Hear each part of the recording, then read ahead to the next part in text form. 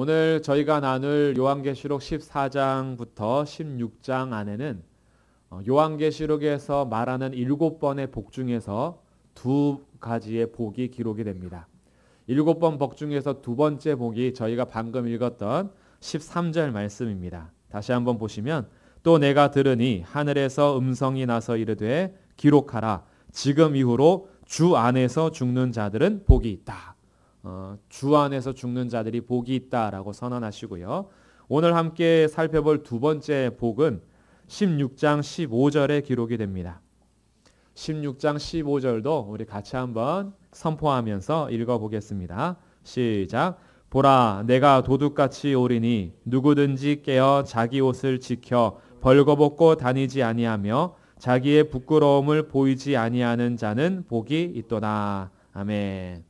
7가지 복 중에서 세 번째 복이 지금 읽은 16장 15절입니다. 오늘은 이 2가지 복을 먼저 한번 생각해 보고 본문 말씀에 나누려고 합니다. 2가지 복이 오늘 기록이 되는데 주 안에서 죽는 자들이 복이 있다. 두 번째는 자기 옷을 지켜 벌거벗지 아니하는 자가 복이 있다. 이렇게 복을 선언하고 있습니다. 이 복이 어떤 의미가 있는지 이제 본문 말씀을 통해서 조금 더 나누어 보면서 이 복에 대한 이야기를 더 하도록 하겠습니다. 먼저 오늘 14장부터의 내용은 우리의 소속을 분명하게 해주는 말씀이 기록이 됩니다. 14장 1절부터 5절까지는 저희가 먼저 살펴봤었는데 입 맞은 자들 14만 4천 명을 다시 소개하고 있습니다. 이마에 하나님의 이름과 어린 양의 이름이 기록이 되어 있죠. 이것은 하나님께 소속되어 있는 자들로서 하나님께서 인치셔서 보호하시는 하나님의 백성들입니다. 근데 이와 대조적으로 13장이 마무리될 때에 짐승의 표가 나왔었죠. 짐승의 표를 받는 자들은 짐승에게 소속된 자들입니다. 하나님께 경배하는 자들이 아니라 짐승을 경배하고 세상을 섬기는 사람들. 그래서 소속이 분명하게 나누어져요. 중간지대는 없습니다. 하나님께 경배하든지 세상을 경배하든지 하나님을 예배하든지 세상을 예배하며 따르든지 어린 양을 따라가는 자들인지 세상의 것을 따라가는 자들인지 우리는 이 소속이 분명해지는데 이 소속을 밝혀주면서 이 소속에 따른 결과가 오늘 14장부터 16장까지 분명하게 나타나는 거죠. 이렇게 소속이 분명한 자들이 나타난 다음에 14장 6절부터 천사들이 등장하는데 이 천사들이 한 명씩 등장할 때마다 어떤 선언이 이제 나타납니다. 먼저 6절에서 다른 천사 공중에 날아갑니다. 땅에 거주하는 자들 곧 모든 민족과 종족과 방언과 백성에게 전할 영원한 복음을 가진 천사예요. 영원한 복음을 가진 천사가 날아가면서 큰 소리로 이렇게 외칩니다. 하나님을 두려워하며 그에게 영광을 돌려라. 그의 심판의 날이 가까이 왔다라고 선언하죠. 그래서 오직 하나님께 경배해라라는 선언이 이어집니다. 그 다음 8절에 둘째 또 천사가 또 다른 천사가 지나가는데 그 뒤따라가면서 이렇게 선언합니다. 무너졌도다 무너졌도다 큰 성 바벨론이여. 큰 성 바벨론이 무너지는 장면에 대해서는 다음 주 본문인 17장부터 조금 더 본문을 통해서 나눠지게 될 텐데 이 선언이 이제 이루어지는 거예요. 무너졌도다 무너졌도다 큰 성 바벨론이여. 이 큰 성 바벨론은 용이 지배하는 세상을 의미하는 것이고요. 짐승들이 지배하는 이런 세상을 의미하는 상징적인 성입니다. 그래서 이 바벨론 성이 무너졌다라는 것을 선언해요. 또 다른 천사가 9절에 셋째가 지나가면서 얘기합니다. 누구든지 짐승과 그 우상에게 경배하고 이마에나 손에 표를 받으면 그도 하나님의 진노의 포도주를 마시게 될 것이다. 이렇게 선언하죠. 소속된 자들에게 말하는 거예요. 앞에서는 이마에 짐승의 표를 받지 않고 손에 받지 않는 자들은 매매하지 못하고 이런 얘기가 나오지만 결과는 뭐냐 하면 짐승의 표를 받는 자들은 결국 하나님의 진노의 대상이 될 것이다. 이것이 결과라는 거예요. 그래서 그들은 불과 유황으로 고난을 받게 될 것인데 11절 그 고난의 연기가 세세토록 올라갈 것이다. 짐승과 그의 우상에게 경배하고 그의 이름표를 받는 자는 누구든지 밤낮 쉼을 얻지 못할 것이다. 이게 결과라는 거예요. 이런 것들을 이제 선언하고요. 또 다른 천사가 15절에 등장해서 곡식을 거둘 것을 얘기합니다. 예리한 낫을 가지고 곡식을 추수하는데 이 곡식을 추수하는 것은 15절 성전에서부터 나와 구름 위에 앉은 이를 향하여 큰 음성으로 외쳐 이르되 당신의 낫을 휘둘러 거두소서 땅의 곡식이 다 익어 거둘 때가 이르렀음이라 하면서 곡식을 거두는 장면과 17절부터 20절까지는 또 다른 천사가 불을 다스리는 천사로부터 음성을 들어 예리한 낫을 가지고 포도를 수확하는 그런 장면이 기록이 됩니다. 그래서 19절 천사가 낫을 땅에 휘둘러 땅에 포도를 거두어 하나님의 진노의 큰 포도주 틀에 던졌다. 자, 두 가지 추수가 나오죠.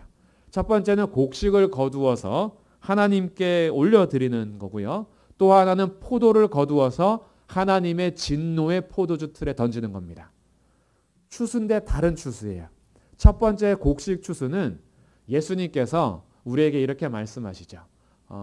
곡식은 희어져 가는데 추수할 일꾼이 없으니 추수할 일꾼을 보내는 아버지께 주인에게 청하라. 추수할 일꾼을 보내주소서라고 합니다. 이 곡식 추수는 성도들을 거두는 것을 의미합니다. 이 성도들을 하나님께서 구속하시고 거두어 가시는 장면이 곡식 추수고 포도 추수는 진노의 포도틀에 넣는 것이니까요. 하나님께서 진노할 자들을 거두시는 그런 추수가 포도 추수가 됩니다. 어느 정도로 진노하시냐 하면 20절에 성 밖에서 그 틀이 밟힙니다. 진노의 포도주 틀에 포도를 넣고 밟아버렸는데 피가 나서 말 굴레까지 닿고 1600스다니온에 퍼졌다. 말 굴레까지 피가 이렇게 높이 솟았다는 거예요. 피가 이렇게 올라와서 말 굴레까지 있다는 것은 엄청난 피의 양이죠. 넓이도 어느 정도냐 하면 1600스다니온. 이것은 약 300km 정도가 되는데 피가 말굴레 정도의 높이까지 올라오고 300km까지 그 피가 퍼졌다. 이 300km라는 것은 팔레스타인 전체 지역의 크기를 의미하기도 합니다. 그러니 이것은 하나님의 완전한 진노를 말하는 거예요. 하나님께서 완전한 심판을 행하실 것에 대해서 상징적으로 보여주는 것이 포도를 거두어서 진노의 틀에서 짓밟는 겁니다. 이것도 나중에 예수님께서 어떻게 심판하실지를 17장부터 19장에서 조금 더 자세하게 또 기록을 해줍니다. 이런 것들이 14장에서 기록된 거예요. 두 소속이 분명합니다. 하나님께 소속된 자들과 짐승에게 소속된 자들이 있는데 결과도 확실하다는 거예요. 이 가운데에서 성도들에게 복이 선언되는 것이 저희가 읽었던 12절 13절입니다. 이렇게 하나님의 진노가 쏟아지는 그 짐승의 표를 받은 자들에게 쏟아지는데 성도들에게는 이렇게 얘기하는 거죠. 12절 성도들의 인내가 여기에 있다. 하나님의 계명과 예수에 대한 믿음을 지키는 자. 그들이 지금 이후로 주 안에서 죽는 자들은 복이 있다. 이렇게 선언이 됩니다. 그러나 이 장면에 대해서 조금 더 이제 확대해서 그동안 앞에서 얘기했던 일곱 나팔 재앙과 더불어 이제는 일곱 대접 재앙이 15장과 16장에서 기록이 됩니다. 재앙에 대해서 좀 더 확대되고 있는 거예요. 그래서 15장에서는 일곱 천사가 일곱 재앙을 가져서 준비하는 시간인데 이렇게 대접을 쏟을 때에 노래하는 노래 가사가 3절과 같습니다. 15장 3절 하나님의 종 모세의 노래 어린 양의 노래를 불러 이르되 주 하나님 곧 전능하신 이시여 하시는 일이 크고 놀라우시도다. 만국의 왕이시여 주의 길이 의롭고 참되시니이다. 하나님의 심판이 의롭고 참됩니다. 라는 것을 노래하게 되는 거죠. 하나님은 불의한 재판장이 아니십니다. 그래서 하나님은 심판하실 때 의로운 심판을 행하시는 것이고 그것은 참된 거예요. 그리고 이제 일곱 대접을 쏟아내는데 16장에서 그것을 기록합니다. 2절에 첫째 천사가 가서 그 대접을 땅에 쏟았고요. 3절 둘째 천사가 대접을 바다에 쏟았고요. 4절 셋째 천사가 그 대접을 강과 물 근원에 쏟았습니다. 그리고 8절 넷째 천사가 그 대접을 해에 쏟았다. 여기까지는 일곱 나팔, 일곱 대접이 다 이제 동일해요. 땅과 바다와 강과 해달별들에게 하나님의 진노가 쏟아지는데 그 범위가 점점 커집니다. 4분의 1에서 3분의 1 그리고 대접재앙은 모두가 죽게 됩니다. 이제 이렇게 하나님의 진노가 점점 이제 온 세상에 덮이는 것으로 대접재앙까지 보여주고요. 그리고 5번째 천사가 10절 그 대접을 짐승의 왕좌에 쏟습니다. 하나님의 심판의 원래의 대상은 사탄인 거예요. 짐승의 왕좌에 쏟습니다. 사탄도 멸망받을 자고 형벌받을 대상입니다. 하나님은 이제 이 공중권세 잡은 자들에게 하나님의 심판을 행할 것인데 그것이 7번째 천사예요. 이제 6번째 천사가 안 했는데 12절 6번째 천사가 대접을 큰 강 유브라데에 쏟아서 우리가 어디선가 들어봤을 수도 있는 이 아마겟돈 전쟁에 대해서 여기서 기록이 됩니다. 그래서 하나님의 군대와 사탄의 군대가 마지막 전쟁을 일으키는 상징적인 전쟁의 이름이 아마겟돈 전쟁이고요. 이렇게 전쟁이 큰 유브라데에 쏟아지고 마지막 7번째 천사가 공중에다가 진노의 대접을 쏟습니다. 이 공중 권세 잡은 자들 하나님의 다 심판의 대상입니다. 그래서 하나님은 이 땅에 용을 따르는 무리들 그리고 용과 함께 권세를 부렸던 짐승들 하나님께서 다 심판하실 겁니다.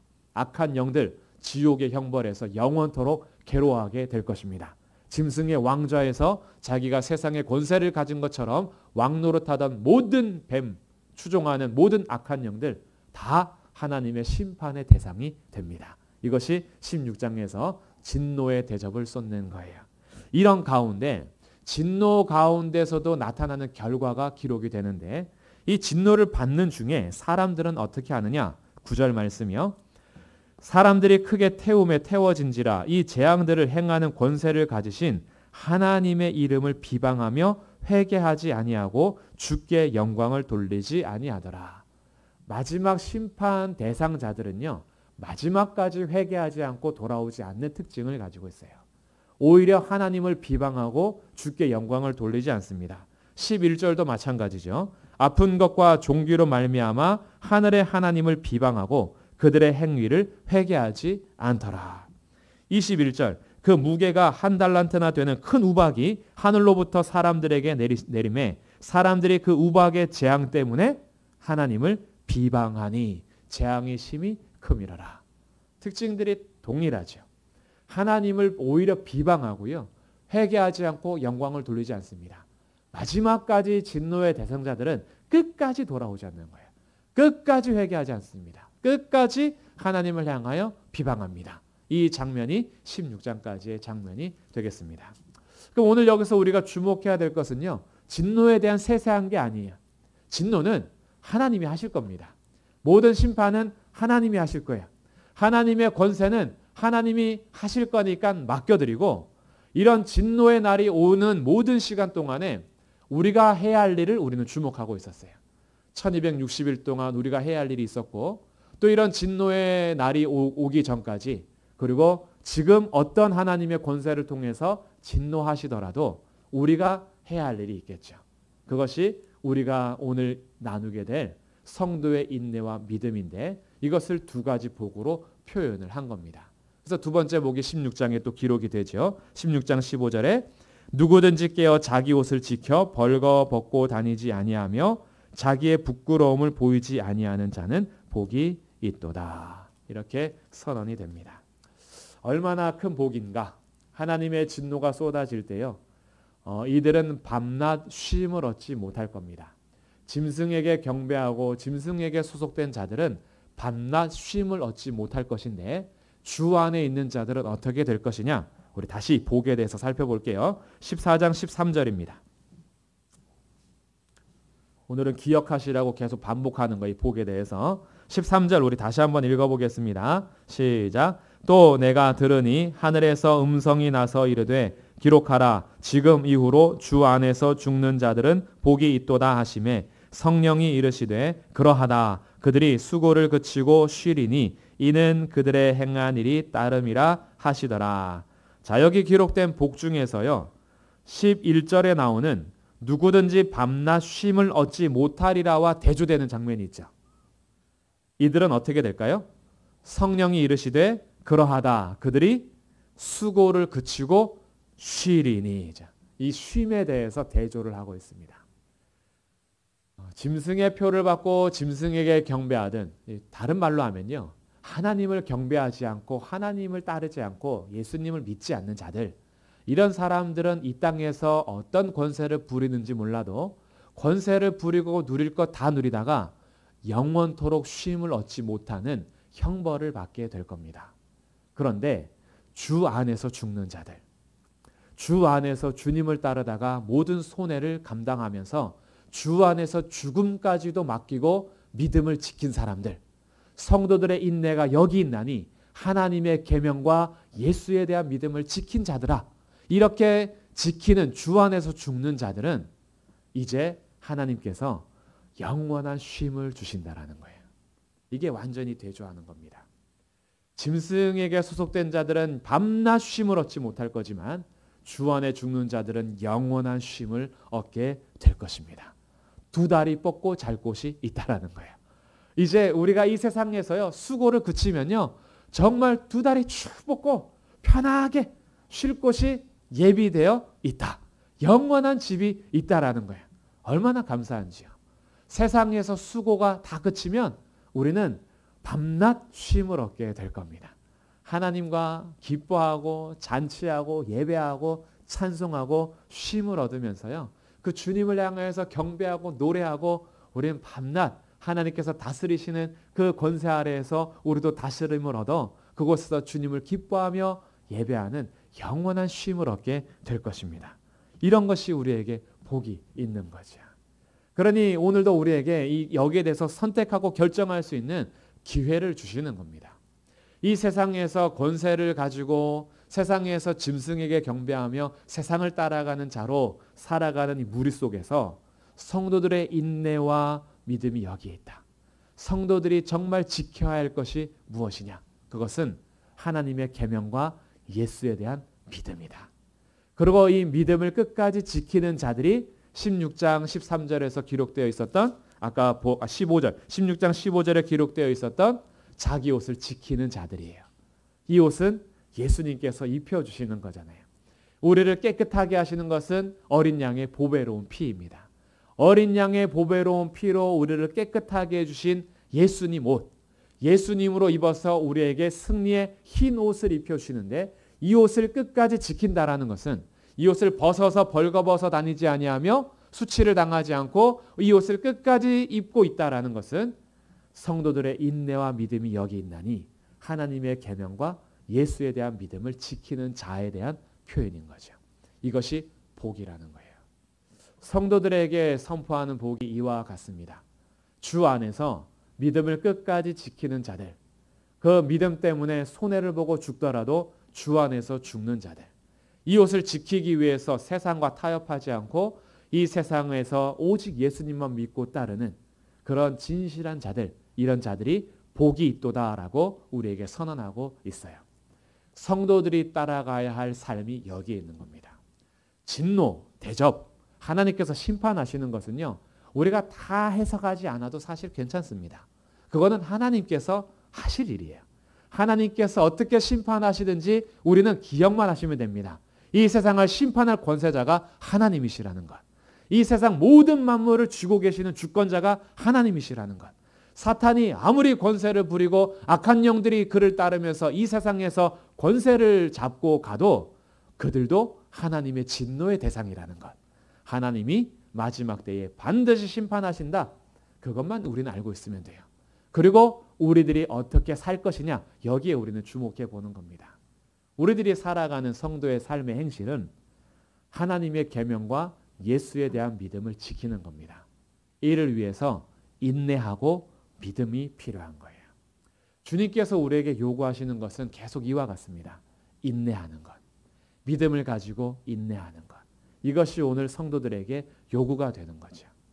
오늘 우리가 예수님을 믿는 믿음의 사람으로서 인내해야 할 것은 무엇인가? 참 많을 겁니다. 당시 요한계시록을 직접적으로 받았던 처음 독자들, 처음 1세기의 믿음의 성도들은요, 실제적인 외부적인 박해가 너무 심했죠. 자신의 모든 재산을 빼앗기고 자기의 가족들이 감옥에 갇히며 유배당하기도 하고 거기에서 바로 화형에 당하거나 사자박이 되거나 처형을 당하고 사회에서 모든 위치에서 박탈이 당하고 내가 아무리 공직자의 위치에 있었더라도 예수님을 믿는다라는 이유로 박탈당할 수 있는 그것이 예수님을 믿는 믿음이었어요. 사회 출세 바랄 수 없었습니다. 세상의 성공 다 포기해야 했어요. 오히려 자기의 인생을 지하에 묻어야 했습니다. 지하에 들어가서 겨우겨우 성도들과 만남의 기쁨을 누렸고 그곳에서 성찬 예식을 하면서 예수님의 그 놀라운 은혜를 같이 찬양하였고 그것에 모여서 말씀을 나누고 우리 끝까지 견딥시다 라고 하면서 밖에서 이 찬송 소리가 새어나갈까 봐 정말 마음에 절절하지만 큰 소리 내지 못하고 예배했던 성도들이 1세기의 성도들이에요. 그리고 발각되면 예수에 대한 믿음의 고백을 포기하지 않았습니다. 지금이라도 예수에 대한 믿음을 포기하고 신상에 전하면 황제에게 전하면 그러면 벌을 면제해 줄게 라는 그런 쉬운 타협에도 예수님이 나를 포기하지 않는 신실하신 분인데 내가 어찌 죽음 앞에서 예수님을 포기하겠느냐. 예수님의 신실함과 성실하심과 사랑에 힘입어서 끝까지 포기하지 않고 죽음과 고난을 받아들였던 성도들이에요. 이 성도들에게 이 요한계시록 말씀이 얼마나 큰 위로가 됐겠어요. 지금 이후로 주 안에서 죽는 자들이 복이 있다. 우리는 밤낮 영원토록 쉬게 될 거야. 이제 모든 수고를 그치고 영원한 쉼을 얻게 될 거야. 끝까지 자기 옷을 지키고 벌거벗은 수치를 당하지 않는 자들, 그들이 진짜 복이 있는 거야. 그러면서 가족끼리 얘기했을 겁니다. 우리가 혹시 믿음을 지키다가 발각이 되거든 주 안에서 함께 죽자. 우리 잠깐 고난을 견디자. 우리 잠깐 고통을 견디자. 이 고통이 끝나면 영원한 안식 속에서 영원한 기쁨과 영원한 잔치를 하며 쉼을 얻게 될 거야. 어린 자녀들에게도 정말 나이 많은 부모님에게도 우리 예수님을 향한 믿음을 끝까지 지킵시다. 그것이 복이 있는 자들입니다. 라고 하면서 자신의 믿음의 허리띠를 다시 쥐어매고 진리를 지키기 위해서 마음을 다지고 그러면서 이 요한계시록 말씀이 힘이 되고 그동안 주셨던 복음서들 여러 구약 성경 그리고 교회에서 나눴던 말씀들이 그들에게 힘이 되어서 우리가 끝까지 지켜야 될 것이 바로 이것이지 않습니까? 라고 하며 정말 큰 위로를 받았을 거예요. 오늘 21세기를 살아가는 우리들에게는 이와 같은 박해를 당하는 곳도 있겠지만 우리 현재 한국에서는 그러진 않습니다. 지금도 믿음 때문에 죽어가는 우리 믿음의 형제들이 여전히 있습니다. 믿음을 지키면서 죽어가는 정말 우리 많은 사람들이 우리 눈에는 다 들리지 않고 보이진 않아도 그래도 지금도 있지만 우리들은 아직 그러진 않아요. 우리들은 그런 박해에서 사실은 자유롭습니다. 그렇다고 우리가 믿음을 지키면서 당하는 손해나 그리고 정말 지켜야 될 인내가 필요하지 않은 시기대는 아닙니다. 오히려 우리가 이 세상을 살아가면서 외부적인 박해는 없는데 내부적인 진리의 싸움들이 너무나 많습니다. 교회에 침투하고 있는 비진리들, 교회 침투해서 거짓 가르침들, 거짓 교훈들, 세상에서 그냥 잘 사는 것이 그것이 복음인 줄 알고 세상에서 믿음 따라 살아가는 것을 결정하지 못하고 우리 나름대로 입맛에 맞추어서 결정하게 하는 물에 타버린 진리들, 혼합돼 버린 복음들, 정말 복음을 지키기 위해서 우리의 삶을 투자하기보다는 나의 행복과 안위를 위해서 언제든지 타협할 수 있는 이 말씀. 그래서 이것이 오히려 우리 안에 침투되어서 손해보지 않으려는 우리의 믿음이 우리에게는 오히려 내부적인 박해와 환란이 될 수 있습니다. 우리들은 이제 예수님을 믿는 것으로 손해보는 것을 너무나 꺼려하는 시대를 삽니다. 우리 스스로가 그렇죠. 예수님 믿어서 왜 손해를 봐야 하는지 그거 싫은 거예요. 예수님 믿는 것 때문에 경제적인 손해를 보는 선택의 상황이 올 때가 있습니다. 내가 이것을 주의를 지키기 위해서 믿음을 선택하면 당장 보이는 금전적인 손해가 있어요. 근데 우리는 쉽게 어떻게 생각하죠? 주의를 지키는 것은 그렇게 우리가 우선순위에 두지 않습니다. 이제는. 우리는 당장 금전적인 이익에 맞추어서 믿음 생활을 합니다. 하나님은 날 사랑하시니까 이해하셔. 뭐 이거는 이 정도 괜찮은 거지. 이거죠. 우리가 잘 사는 것이 중요하니까. 이 땅에서 행복한 것이 믿음 생활이지. 라고 하면서 우리들을 속이는 것들이 많아요. 이 싸움들이 오히려 우리에겐 더 큰지도 모르겠어요. 오히려 하나님 말씀 따라 살라 그러면요. 세상에서도 인정해 주지 않지만 성도들끼리도 인정해 주지 않습니다. 이 말씀이요. 무슨 구석기 시대 유물처럼 돼버렸어요. 세상은 이처럼 살지 못한다는 거죠. 세상은 말씀대로 살지 못한대요. 그래서 진리 따라 살아가는 사람들은요. 진짜 박물관에 전시해야 될 사람들이 돼버렸어요. 그리고 그 사람들은요. 뭐 그냥 위대하신 분들이고 우리는 범접할 수 없는 분들이고 이제는 시대가 다르기 때문에 그렇게 사는 것은 오히려 우리를 더 꽉 막힌 그런 믿음의 사람으로 생각하는 경우들이 너무나 많죠. 그렇다고 지금 제가 말씀드리는 것이 문자적으로 다 살아야 된다 이런 건 아닌 거예요. 시대에 따라서 시대는 변하고 문화는 변합니다. 근데 그 안에서 변하지 않는 진리가 있어요. 근데 그 변하지 않는 진리까지도 타협하고 변하지 않는 진리의 내용까지도 바꿔버리려고 하는 시대 속에서 포용이란 이름으로 그리고 사랑이란 이름으로 진리를 포장하는 이런 시대 속에서 우리가 당하는 환란이 있습니다. 진리를 지키기 위해서 손가락질 당할 때가 있어요. 그 손가락질을 그냥 당하시는 게 맞습니다. 그 손가락질 당하기 싫어서 진리의 내용을 바꾸고 타협하면요. 그것이 우리에게 짐승의 표를 받는 겁니다. 우리가 이 세상 속에서 나의 경제적인 이익이 믿음보다 앞서고 내가 잘 살고 내가 행복한 것이 하나님의 계명과 예수에 대한 믿음을 지키는 것보다 앞선다면 그것이 타협하는 거예요. 그것이 우리에게 짐승에게 소속되는 그 길이 열려지는 겁니다. 그래서 이런 환란은 다 있을 겁니다. 이럴 때에 우리에게 필요한 것이 있어요. 성도들의 인내와 믿음이 여기 있나니 하나님의 계명과 예수에 대한 믿음을 지킨 자들이다. 오늘도 살아가면서 경제적으로 얼마나 많이 힘듭니까? 근데 이 경제적인 것 때문에 믿음의 결단을 해야 될 때가 있어요.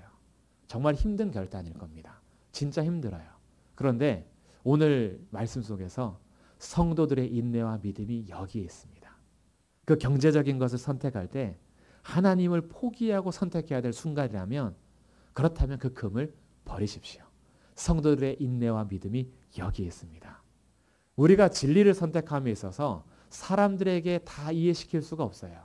그때 우리를 조롱하고 비난하는 그런 손가락질을 당하게 될 겁니다. 그때 우리 그것을 그냥 받는 거예요. 성도들의 인내와 믿음이 여기에 있습니다. 우리가 박해를 당하고 조롱당할 때 우리들도요. 믿음만 아니면 같이 싸울 수 있어요. 우리도 같이 손가락질하고 그 사람의 단점과 약점을 같이 공격할 수 있고 우리도 같이 멱살 붙잡고 운동 열심히 해가지고 나도 펀치를 날리고 그래서 맞짱 뜰 수 있어요. 그런데 내가 맞을지라도 오히려 그들을 위해서 축복하고 그들을 위해서 기도하는 건 성도들의 인내와 믿음이 여기 있나니 이런 장면인 거죠. 우리 가정이요. 내년을 계획하고 또 다음 어떤 일정들을 계획하고 자녀들의 교육에 대해서 우리 부모님과 우리 가정이 어떤 계획을 세울 때 그때 우리가 믿음에 따라서 어떤 계획을 세우려면 당장 오는 갈등들이 있을 겁니다. 그때에 필요한 게 뭐냐면 성도들의 인내와 믿음이 여기 있나니라는 거예요. 우리 학생들과 청년들이요. 앞일을 계획할 때 나에게 주신 비전, 나에게 주신 꿈, 내가 하고 싶은 것 그리고 앞일을 위해서 달려갈 때요.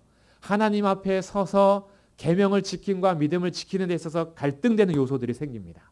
이럴 때 성도들에게 요구되는 것 인내와 믿음이 여기 있나니 우리의 진짜 앞길이 하나님의 손이 있다고 믿는다면 때로는 나의 앞길 속에서 하나님을 선택함으로 오는 환난이나 시험이나 손해를 내가 선택할 수 있는 것. 이것이 주 안에서 죽는 자들이 복이 있나니 성도들의 인내와 믿음이 여기 있다라는 하나님의 말씀인 거죠. 혹시나 우리가 믿음 생활을 지키다가 믿음 때문에 박해를 당하는 때가 올지도 모르겠습니다. 세상에서 만드는 법들이 합법화되지만 그 합법이 하나님 말씀 안에서는 불법일 때 우리는 이제 어떻게 살아야 될까요? 우리는 하나님의 말씀을 지키는 것이 세상의 법보다 위에 있다라고 믿는 사람들입니다. 그렇다라고 해서 우리는 국가의 법을 다 무시하며 살진 않습니다. 그런데 국가의 법이 하나님의 법과 정면 대치됐을 때 그때 우리는 불법적인 사람들이 될 거예요. 그리고 우리는 그것을 선택할 겁니다. 주 안에서 죽는 자들은 복이 있도다. 성도들의 인내와 믿음이 여기 있는 거예요. 세상에서 우리를 불법의 집단으로 모집이 될지 모르겠습니다. 우리가 모이는 모임, 우리가 예배하는 예배, 하나님을 예배하고 하나님을 섬기는 것이 어느 날 불법적인 것으로 법제화가 될지 모르겠어요. 그럴 때에도 우리는 이제 성도들의 인내와 믿음이 여기 있다니 이것이 우리가 선택해야 될 일이라는 거죠. 그래서 오늘도 우리에게 선포되는 복은 이와 같은 겁니다. 지금 이후로 주 안에서 죽는 자들은 복이 있도다. 성도들이 이 옷을 지키기 위해서 끝까지 인내하고 믿음을 따라 사는 것, 그것이 복이 있는 자들이야. 오히려 자기의 부를 위해서, 자기의 안락을 위해서, 자기의 안정을 위해서, 자기의 행복을 위해서 이 옷을 벗어버리면 라오디게아 교회와 같은 거예요. 벌거벗었으나 벌거벗은 줄 알지 못하고 자기가 부유하고 자기가 다 옷을 잘 입고 있다라고 생각하는 것처럼 우리가 속는 겁니다. 그러나 믿음을 지키는 것, 이것이 우리의 옷을 지키는 것이고 수치를 당하지 않는 겁니다. 우리를 믿음을 지키다가 끝까지 지키다가 어느 날 주님의 부르심을 받겠죠. 성도들이 인내하다가 어느 날 우리는 다 죽음 앞에 서게 될 것입니다. 그때 우리가 얼마나 감사할까요? 여러 가지 삶 속에서 선택해야 될 상황들이 정말 많았는데 성도들의 인내와 믿음을 따라서 삶의 결정들을 해오면서 주 앞에 섰을 때 그때 복이 있도다. 이런 선언을 우리는 듣기를 원합니다. 그리고 우리가 그렇게 결정하는 마음들이 되시기를 바라요. 요한계시록에서는 분명하게 소속을 얘기해 줍니다. 짐승과 용에게 소속되어 있는 자들이 될 것인가, 하나님의 입맞은 자로 살 것인가 라는 것을 통해서 분명한 결과를 보여주는데 짐승에게 소속된 자들은 하나님의 영원한 형벌을 받게 될 것입니다. 그러나 하나님께 소속된 자들은 영원한 쉼을 얻을 것이며 복이 있는 자들이 될 것입니다. 이제 우리는 어떻게 살아야 할 것인가요? 우리들이 앞으로 어떤 싸움이든지 어떤 선택이든지 우리가 믿음을 지키다가 어떤 손해를 당하고 어떤 죽음 앞에 서더라도 여러 가지 갈등 속에서 선택해야 할 때 성도들의 인내와 믿음이 여기 있나니 주 안에서 믿음을 지키기 위하여 죽는 자들은 복이 있도다라는 요한계시록의 복의 말씀을 마음에 새겨 성도들의 행실과 성도들의 삶이 인내하며 믿음 따라 걸어가는 그런 복된 길이 되시기를 주님의 이름으로 축복합니다. 아멘. 이 시간 우리 함께 말씀 생각하면서 같이 기도하기를 원합니다. 우리가 인내할 수 있는 것이요, 우리가 믿음을 지킬 수 있는 것이요, 우리의 결단만으로는 부족합니다. 그러나 걱정하지 마십시오. 주님이 우리를 끝까지 지키십니다. 주님이 우리를 끝까지 포기하지 않습니다. 하나님의 인자하심과 성실하심으로 주의 성도들을 밤낮 지킬 겁니다. 낮에 해와 밤에 달도 상치 못하게 지킬 겁니다. 졸지도 않고 주무시지도 않고 우리를 밤낮 지키실 겁니다. 그 지키심 속에서 우리도 선택해야 되고 결단해야 됩니다. 하나님, 주님의 지키심 안에서 저도 지킬 겁니다. 저도 믿음 지키겠습니다. 저도 인내하며 살겠습니다. 하나님 선택하여 주 안에서 죽겠습니다. 주님, 저와 끝까지 함께 동행하여 주십시오. 우리 요즘에 혹시 싸우는 싸움이 있다면, 믿음의 결단 앞에 두고 선택해야 될 문제 속에서 갈등하는 것이 있었다면 이 시간 결단하십시오. 믿음을 선택하십시오. 예수님을 선택하십시오. 이 시간 함께 결단하며 하나님께 부탁하며 같이 기도하겠습니다.